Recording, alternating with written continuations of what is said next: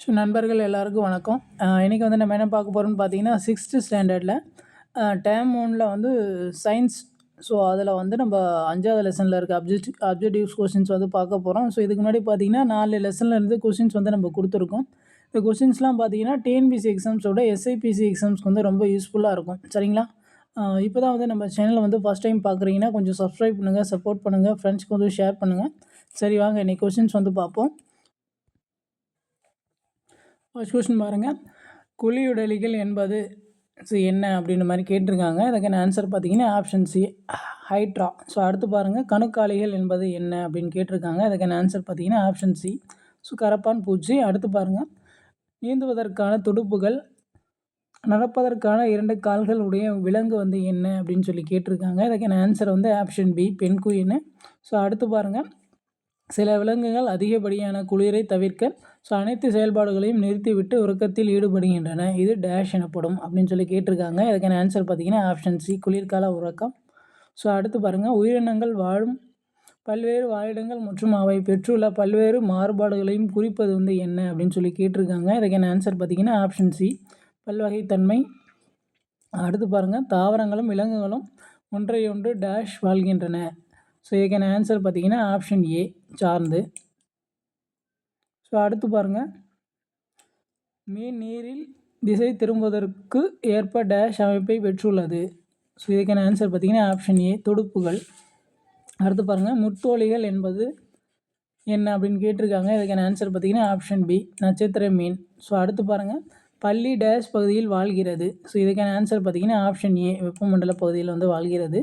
So அடுத்து பாருங்கள், சிங்க வாழிடம். சிங்கத்தோட வாழிடம் வந்து காடு தான். ஸோ எல்லாருக்கும் தெரிஞ்சது தான். பாலைவன கப்பல் வந்து ஒட்டகம். ஸோ எல்லாருக்குமே தெரிஞ்சது தான்.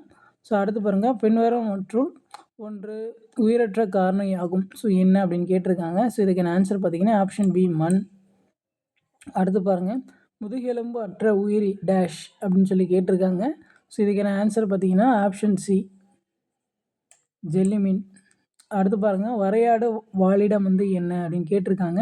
ஸோ இதுக்கான ஆன்சர் பார்த்தீங்கன்னா ஆப்ஷன் ஏ, ஸோ நீலகிரி வரையாடு தான் வந்து தமிழ்நாட்டோட மாநில விலங்கு. ஸோ இது வந்து நோட் பண்ணி வச்சுக்கோங்க.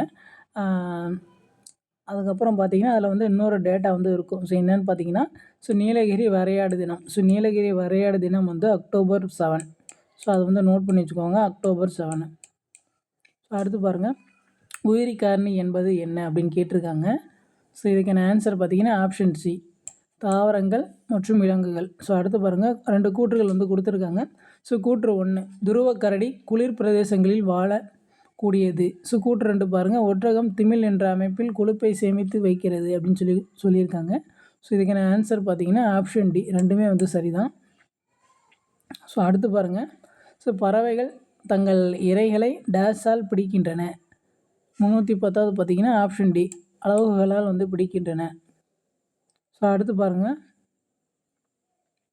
ஸோ கோடைக்கால உறக்கத்திற்கு எடுத்துக்காட்டான விலங்கு. ஸோ கோடைக்கால உறக்கத்திற்கு வந்து எது உதாரணம் அப்படின்னு கேட்டிருக்காங்க. இதுக்கான ஆன்சர் வந்து ஆப்ஷன் ஏ, நத்தை. ஸோ அடுத்து பாருங்கள், பள்ளிகள் டேஷ் மூலம் சுவாசிக்கின்றன. ஸோ இதுக்கான ஆன்சர் வந்து ஆப்ஷன் ஏ, நுரையீரல்கள். ஸோ அடுத்து பாருங்கள், குளிர் பிரதேசத்தில் வாழ்வது டேஷ் அப்படின்னு கேட்டிருக்காங்க. ஸோ இதுக்கான ஆன்சர் பார்த்திங்கன்னா ஆப்ஷன் ஏ, பென்குயின். ஸோ அடுத்து பாருங்கள், உயிரினத்தின் அமைப்பு மற்றும் செயல் அலகு டேஷ் எனப்படும். ஸோ இதுக்கான ஆன்சர் பார்த்திங்கன்னா ஆப்ஷன் ஏ, செல். அடுத்து பாருங்கள், திசுக்கள், உறுப்புகள் மற்றும் உறுப்பு மண்டலங்கள் கிடையாதது எது அப்படின்னு சொல்லி கேட்டிருக்காங்க. இதுக்கான ஆன்சர் வந்து ஆப்ஷன் பி, ஒரு செல் உயிரி. அடுத்து பாருங்கள், வெப்பமண்டல மழைக்காடுகள், புல்வெளிகள் மற்றும் பாலைவனங்களை டேஷ் என்று அழைக்கின்றோம். ஸோ இதுக்கான ஆன்சர் பார்த்தீங்கன்னா ஆப்ஷன் டி, சூழ்நிலை மண்டலம். ஸோ அடுத்து பாருங்கள், சில விலங்குகள் அதிகப்படியான வெப்பத்தை தவிர்க்க அனைத்து செயல்பாடுகளையும் நிறுத்திவிட்டு உறக்கத்தில் ஈடுபடுகின்றன. இது டேஷ் எனப்படும் அப்படின்னு சொல்லி கேட்டிருக்காங்க. ஸோ இதுக்கான ஆன்சர் பார்த்தீங்கன்னா ஆப்ஷன் சி, ஸோ கோடைக்கால உறக்கம். ஸோ அடுத்து பாருங்கள், பாரமீசியம் என்று ஒரு செல் உயிரியின் இடப்பெயர்ச்சி உறுப்பு. ஸோ பாரமீசியத்தோட இடப்பெயர்ச்சி உறுப்பு வந்து என்ன அப்படின்னு சொல்லி கேட்டிருக்காங்க. ஸோ இதுக்கான ஆன்சர் பார்த்தீங்கன்னா ஆப்ஷன் சி, குறுகிளைகள். ஸோ அடுத்து பாருங்கள், தட்டை புழுக்கள் என்பது என்ன அப்படின்ற மாதிரி கேட்டிருக்காங்க. இதுக்கான ஆன்சர் வந்து ஆப்ஷன் ஏ, நாடாப்புழு. ஸோ அடுத்து பாருங்கள், ஸோ கூற்றுகள் வந்து கொடுத்துருக்காங்க. கூற்று 1 பாருங்கள், ஒரு செல் உயிரியான அமைப்பாக போலிக்கால்கள் மூலம் இடப்பெயர்ச்சி செய்கிறது. கூற்று 2 பாருங்கள், பறவைகளால் ஒரு நேரத்தில் ஒரு பொருளை மட்டுமே பார்க்க முடியும். ஸோ கூற்று 3 பாருங்கள். பாராமீசியம் ஒரு பல செல் உயிரி அப்படின்னு சொல்லி கொடுத்துருக்காங்க. ஸோ இதுக்கான ஆன்சர் பார்த்தீங்கன்னா ஆப்ஷன் ஏ. ஸோ 1 மட்டும் சரி. ஸோ 2, 3 வந்து தவறு. அடுத்து பாருங்கள். நில நீர் வாழும் தவமைப்பை பெற்றுள்ள உயிரி. ஸோ இதுக்கான ஆன்சர் வந்து ஆப்ஷன் சி தவளை.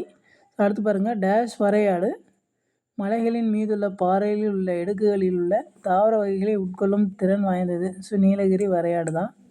ஸோ அடுத்து பாருங்கள். ஒரு உயிரினத்தின் அடிப்படை அழகு என்ன அப்படின்னு சொல்லி கேட்டிருக்காங்க. ஸோ இதுக்கான ஆன்சர் பார்த்தீங்கன்னா ஆப்ஷன் பி செல். அடுத்து பாருங்கள். யூக்ளினா டேஷ் மூலம் இடப்பயிற்சி அடைகிறது அப்படின்னு சொல்லி கேட்டிருக்காங்க. இதுக்கான ஆன்சர் பார்த்தீங்கன்னா ஆப்ஷன் ஏ தசையிலை. ஸோ அடுத்த கொஸ்டின் பாருங்கள்.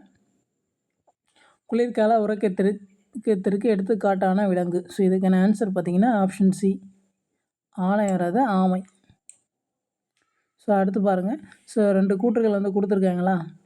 ஸோ கூற்று 1 நத்தை குளிர்கால உறக்கத்திற்கு ஈடுபடுகிறது அப்படின்னு சொல்லி கொடுத்துருக்காங்க. கூற்று 2 பறவையின் பின்னங்கால்கள் இறக்கையாக மாறுபாடு அடைந்துள்ளது அப்படின்னு சொல்லி கொடுத்துருக்காங்க.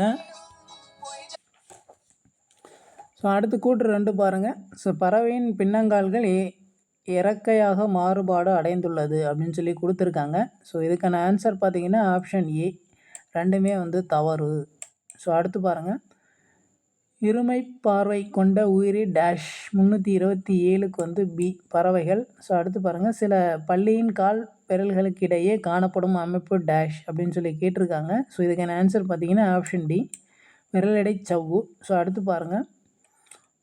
ஆர்த்ரோபோடா என்பது டேஷ் அப்படின்ற மாதிரி கேட்டிருக்காங்க. ஸோ இதுக்கான ஆன்சர் பார்த்தீங்கன்னா ஆப்ஷன் ஏ ஹைட்ரா. ஸோ அடுத்து பாருங்க. அமீபாவின் செரிமான உறுப்பு என்ன அப்படின்னு சொல்லி கேட்டிருக்காங்க. இதுக்கான ஆன்சர் பார்த்தீங்கன்னா ஆப்ஷன் பி குமிழி. ஸோ அடுத்து பாருங்கள். பறவைகளின் சுவாச உறுப்பு என்ன அப்படின்னு சொல்லி கேட்டிருக்காங்க. இதுக்கான ஆன்சர் பார்த்தீங்கன்னா ஆப்ஷன் பி நுரையீரல்கள். ஸோ அடுத்து பாருங்கள். முதன்மை உயிரி வந்து என்ன அப்படின்னு சொல்லி கேட்டிருக்காங்க. ஸோ இதுக்கான ஆன்சர் பார்த்தீங்கன்னா ஆப்ஷன் சி அமீபா. அடுத்து பாருங்கள். பறவைகள் பருவ மாறுபாட்டின் காரணமாக இடப்பெயர்ச்சி அடைவது டேஷ் என பெயர் அப்படின்னு சொல்லி கேட்டிருக்காங்க. இதுக்கான ஆன்சர் பார்த்தீங்கன்னா ஆப்ஷன் பி வலசை போதல். ஸோ அடுத்து பாருங்கள். திசுக்கள் உறுப்புகள் மற்றும் உறுப்பு மண்டலங்கள் உள்ளது எது அப்படின்னு சொல்லி கேட்டிருக்காங்க. இதுக்கான ஆன்சர் பார்த்தீங்கன்னா ஆப்ஷன் சி பல செல் உயிரி. ஸோ அடுத்து பாருங்கள். ஒட்டகங்கள் தங்கள் திமில்களில் டேஷ் செமிக்கின்றன அப்படின்னு சொல்லி கேட்டிருக்காங்க. இதுக்கான ஆன்சர் பார்த்தீங்கன்னா ஆப்ஷன் பி கொழுப்பை. பாரமசியத்தின் வாழிடம் வந்து என்ன அப்படின்னு சொல்லி கேட்டிருக்காங்க. இதுக்கான ஆன்சர் வந்து ஆப்ஷன் பி நீர். ஸோ அடுத்து பாருங்கள். செல்களின் எண்ணிக்கையின் அடிப்படையில் விலங்குகளை டேஷ் மற்றும் டேஷ் என வகைப்படுத்தலாம். ஸோ இதுக்கான ஆன்சர் பார்த்தீங்கன்னா ஆப்ஷன் சி ஒரு செல் விலங்குகள் பல செல் விலங்குகள். அடுத்து பாருங்கள். ஒரு செல்லால் ஆன உயிரினங்கள் டேஷ் என்று அழைக்கப்படுகின்றன. ஸோ 338வது பார்த்தீங்கன்னா ஆப்ஷன் டி ஒரு செல் உயிரிகள். ஸோ அடுத்து பாருங்கள். கூற்று 1 பாருங்கள். ஒரு உயிரி வாழக்கூடிய அல்லது இருக்கக்கூடிய இடம் வாழிடம் எனப்படும். கூற்று 2 பாருங்கள். ஸோ புவியில் அமைப்பும் சுற்றுப்புற சூழ்நிலைகளும் புவியின் அனைத்து இடங்களிலும் ஒரே மாதிரியாக இருக்கும் அப்படின்னு சொல்லி கேட்டிருக்காங்க. அதுக்கான ஆன்சர் பார்த்தீங்கன்னா ஆப்ஷன் பி. ஸோ 1 சரி 2 தவறு. சரிங்களா. அடுத்து பாருங்கள். ஸோ நீர் அருந்தாத உயிரி வந்து என்ன அப்படின்னு சொல்லி கேட்டிருக்காங்க. ஸோ இதுக்கான ஆன்சர் பார்த்தீங்கன்னா ஆப்ஷன் டி கங்காரு எலி. சரிங்களா. ஸோ இன்னைக்கு கொஷின்ஸ் வந்து போதும். ஸோ நெக்ஸ்ட் வந்து நம்ம நெக்ஸ்ட் வீடியோஸ் வந்து பார்க்கலாம். ஸோ உங்களுக்கு ஏதாச்சும் டவுட் ஏதாச்சும் ஃபீட்பேக் இருந்துச்சுன்னா நீங்கள் வந்து கமெண்ட்ஸ் பண்ணுங்கள். ஸோ இப்போ தான் வந்து நம்ம சேனல் வந்து ஃபஸ்ட் டைம் பார்க்குறீங்கன்னா கொஞ்சம் சப்ஸ்கிரைப் பண்ணுங்கள், சப்போர்ட் பண்ணுங்கள், ஃப்ரெண்ட்ஸ்க்கு வந்து ஷேர் பண்ணுங்கள். தேங்க்யூ.